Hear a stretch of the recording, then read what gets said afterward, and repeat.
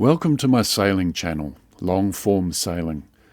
My name is Shane, and this is my cutter-rigged sloop, Mahina, a 1984 Slocum 43. I was still crossing critical things off my list, right to the end. Here I am threading new webbing for mast sliders onto the mainsail. My plan of crossing the mighty Tasman Sea from Hobart in Tasmania to Nelson in New Zealand, a distance of 1,300 nautical miles, was a long-held dream. This crossing was going to be a first for me, and the Tasman Sea has a well-deserved reputation as a nasty stretch of water. So today's the day. I'm waiting for Border Force to turn up. They said sometime between 9:30 and 10, and it's now 10 to 10, so I imagine they'll be here soon.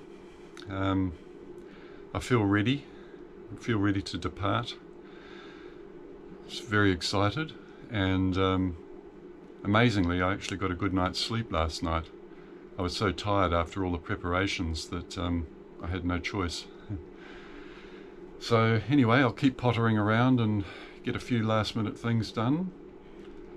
Basically they said as soon as they've cleared me out, I've got about 5 minutes to leave, so they literally mean leave.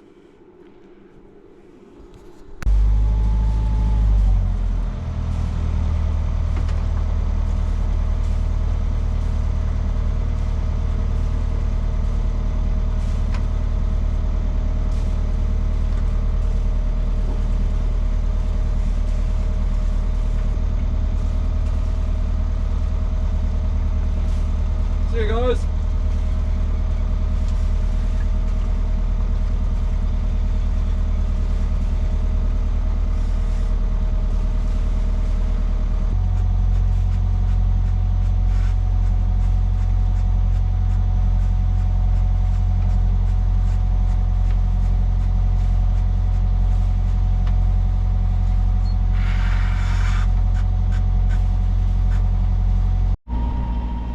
Well, goodbye Hobart. For a while at least. Goodbye Mount Punani.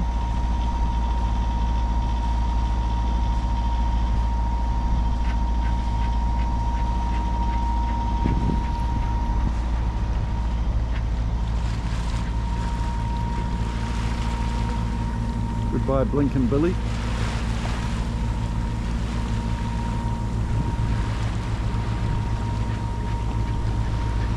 What a beautiful city.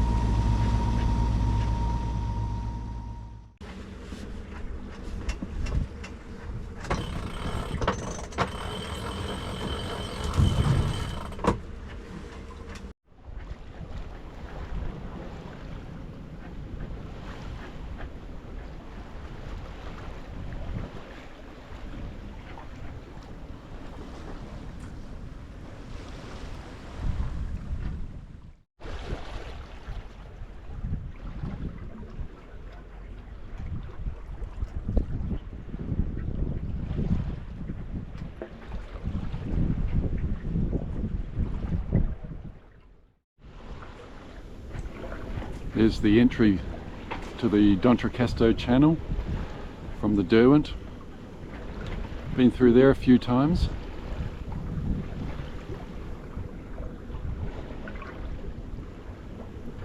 Bruny Island. Absolutely stunning day. Sails are pulling nicely. Got the wind right behind us.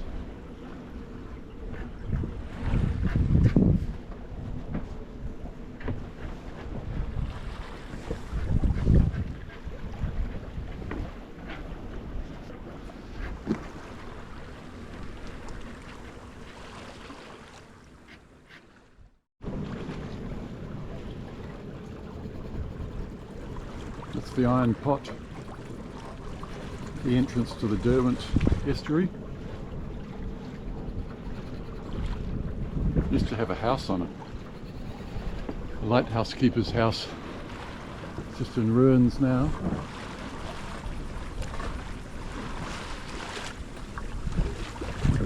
There's Cape Raoul, which is where I'll be heading when I change course.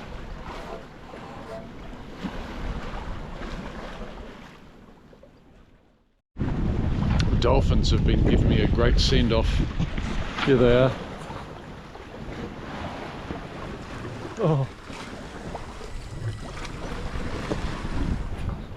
There's been 2 of them following the boat for quite some time.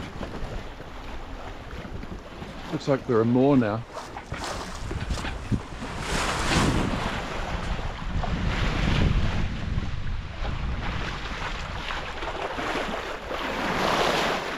Hello.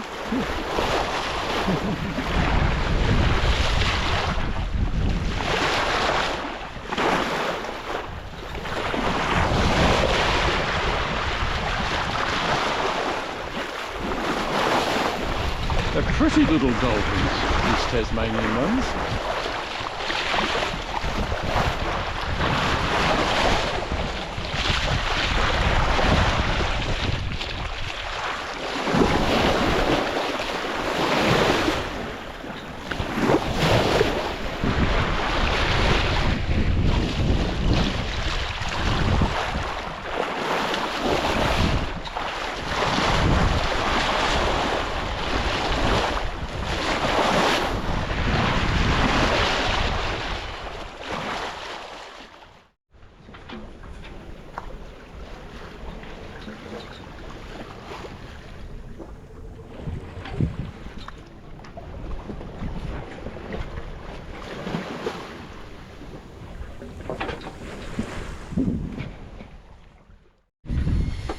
Well, here we are, day 2 of the Tasman crossing. Last night I had a bout of seasickness and a bit of a rough night, but got through it okay. I had the AIS and radar alarms turned on, so I managed to get sort of 90-minute sleeps, which was lovely. So I've started the day feeling quite rested actually, and used Starlink to call Mimi and had another call to our dear friends John and Bev in Georgetown, so that was lovely to catch up with them. And yesterday I caught up with my father. He's very excited about the crossing. I've been keeping it under wraps until I left, so he thought I was joking at first. So I thought I'd show you some of the things around the boat. The biggest sort of development is the auto helm. So this is the wheel doing its thing at the moment, and this is the little fellow here, it's the actuator. So it works by turning the oar in the water there for the wind vane. So the wind vane is obviously not attached, so it's using that little actuator instead, which is brilliant because it doesn't take much power, and it works like a charm.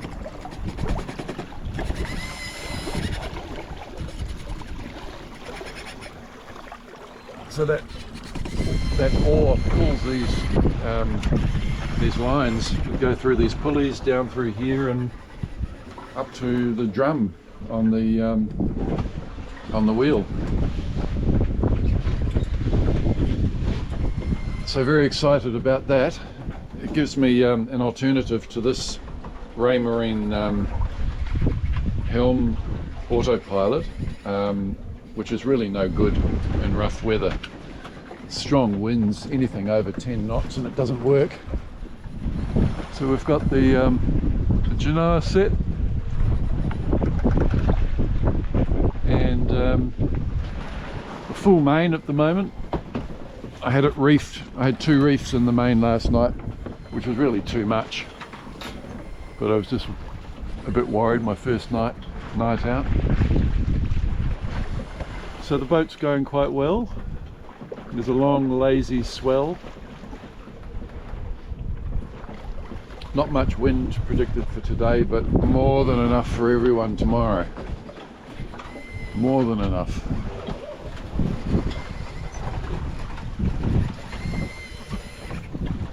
Probably can't see those swells coming in there, but long lazy swells.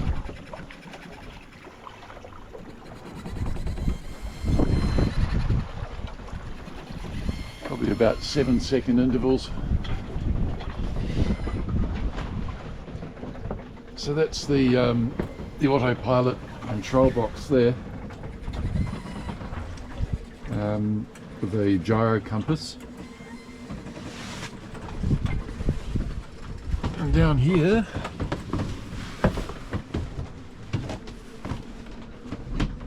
our chart plotter is mirrored on this tablet here, which will show me, you know, radar and AIS on there, which is quite good. Well, it's very good actually at night. And there's my bucket from last night. I saw a bit of service last night, and that's where I spent the night, sipping hydrolyte.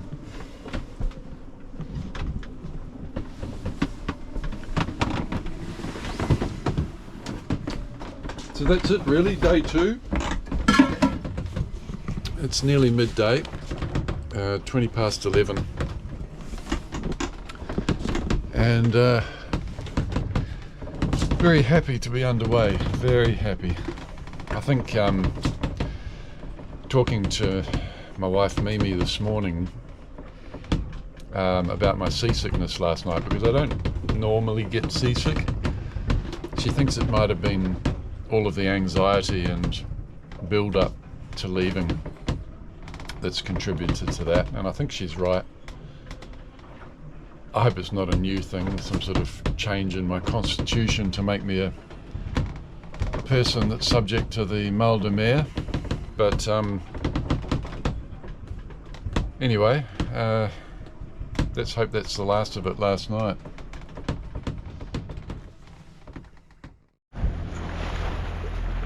This one's a little show off.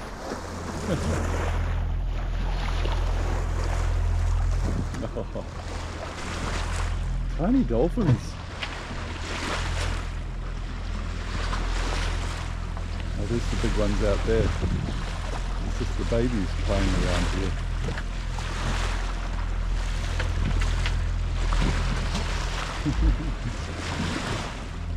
Oh, how gorgeous.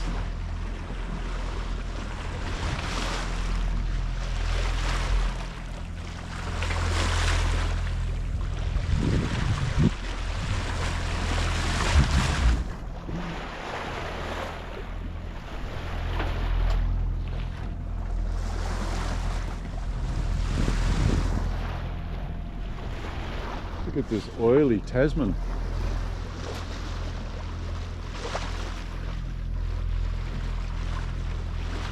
No wind. The engine going.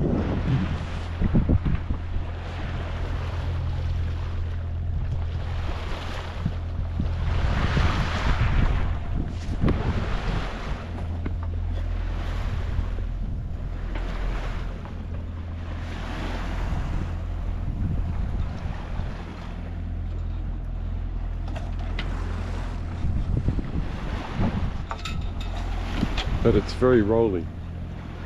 I can see that big swell coming in.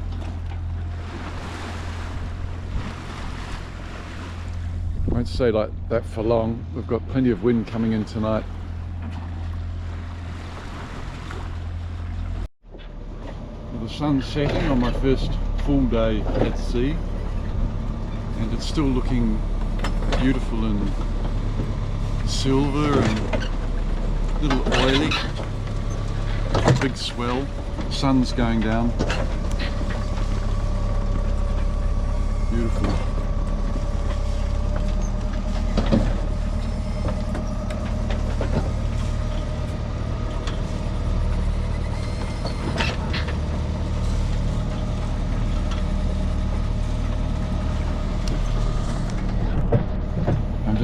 to try a meal.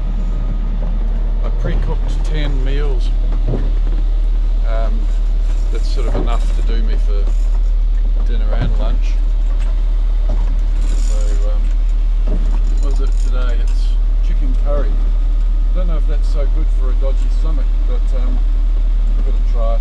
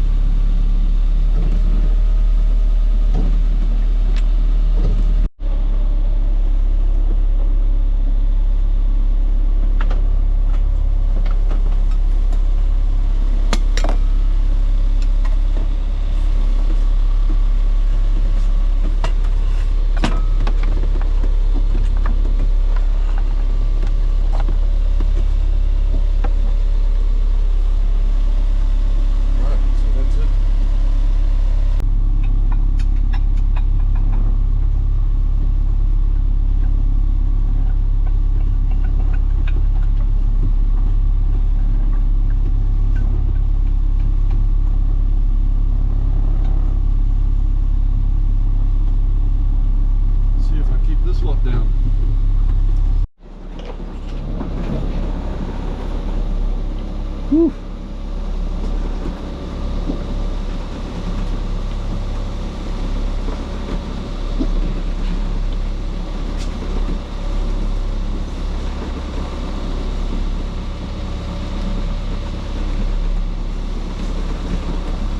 Well, it's not too spicy. That's good. So end of day 3. It's 11:05 at night, and the sea state has been very lumpy all day, and we've been battling into the wind all day too. There's just been a wind shift which has allowed us to start screaming forward. Well, not screaming forward, but at least making some steady headway without falling off the waves all the time. So here we are there. Got the AIS and radar alarms turned on. These rings are 25 nautical miles. So it'll give me plenty of warning if there's anything out there. It'll sound an alarm. At the moment we've got a good solid force 5 wind. And I'm crawling back to my bunk. Let's get the light.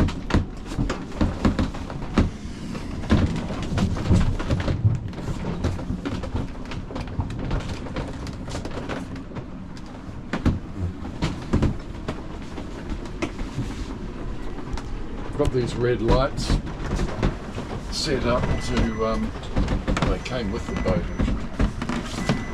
Oh, that one.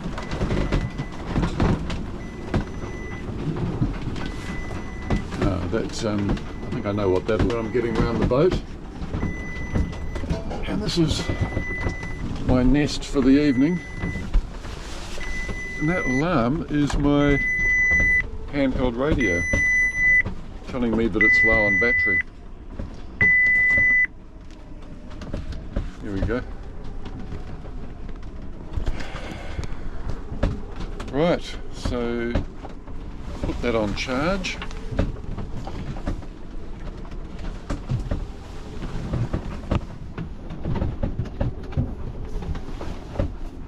This is my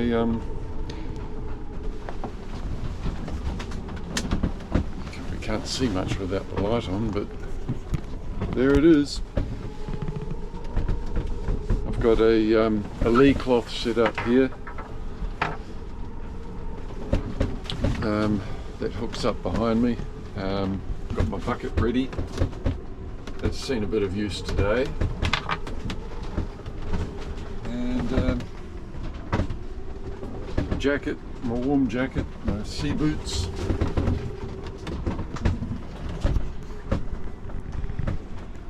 Right, going back for another 90 minutes of sleep. So I've just shaken out the genoa just to get a bit of speed on us now. Got a good 16 knots of what is it?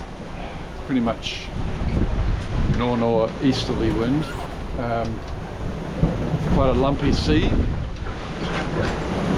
but Mahina's trucking along nicely, doing between 4 and 6 knots quite steadily now with a bit of genoa out.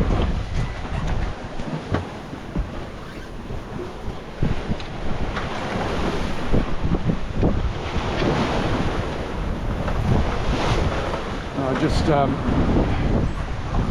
put the main out on the Traveller a bit just to steady the boat, balanced it up a bit. I'm not interested in having it too leaning.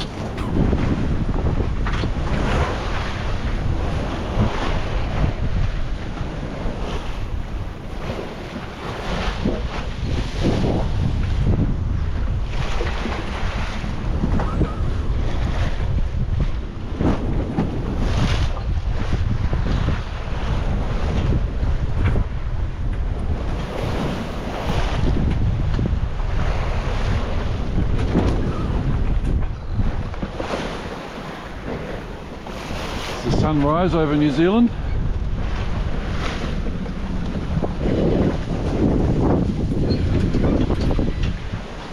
Monitor wind vane doing its work all night.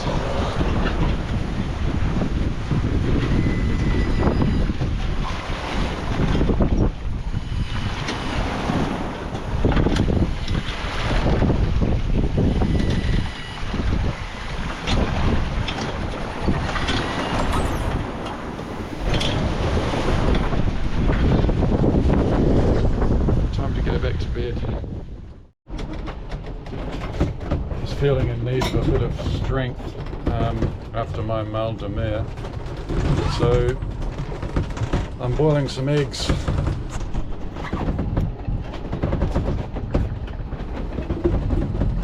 Turn it down a bit now that it's boiling.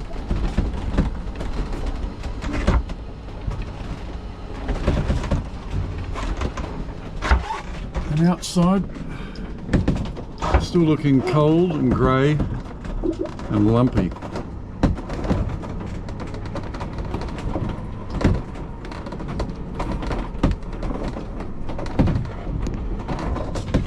We got a good dose of rain overnight too. Everything was wet in the morning.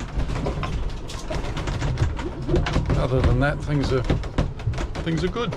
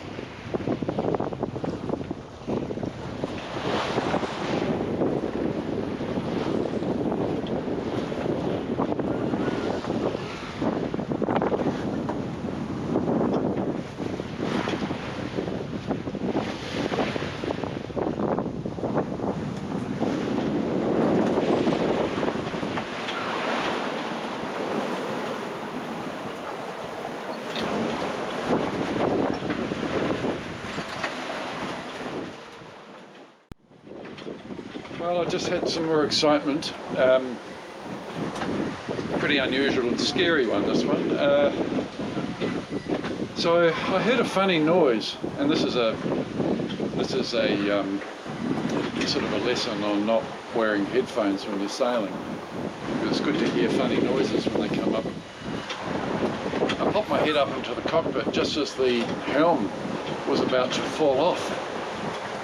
The backup auto helm, the Raymarine one, had completely come off, and the whole wheel itself was just about to come off. So what had happened was this nut here had unscrewed and fallen on the floor. It had just basically unscrewed, so I had to heave to. I hove to and locked the wheel and removed the helm completely, reassembled the Raymarine auto helm, because it's good having a backup. You know, the key to solo sailing really is a good auto helm and a backup if that one fails. So how to get that nut from stopping unwinding again? So I put some high strength Loctite on it, but that needs to cure. So I've put a hose clip on there with a little bit of metal coming out and a screw that will just stop that from turning, stop that nut from turning, just as a temporary measure until the Loctite holds. So there you go. That little episode took me a couple of hours, and I've been rushing to try and beat this heavy weather front that's been coming in. So yeah, all fun and games.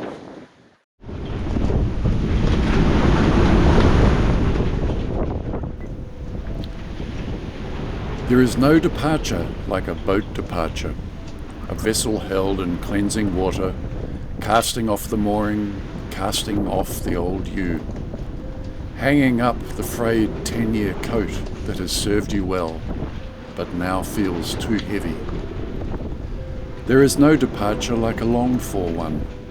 Mixed feelings still swirl, old and new friends left behind, security and routine severed. There is a certainty in choosing the uncertain. There is no departure without a destination, even if that destination is just somewhere else. Your new coat is waiting to be found, a new place bright with possibilities, where faces and names have no layers. There is no departure like a boat departure, the weight of schedules, timetables and strategies, relinquished to greater things, the tide, the wind, and a measured voice on the radio telling us the weather.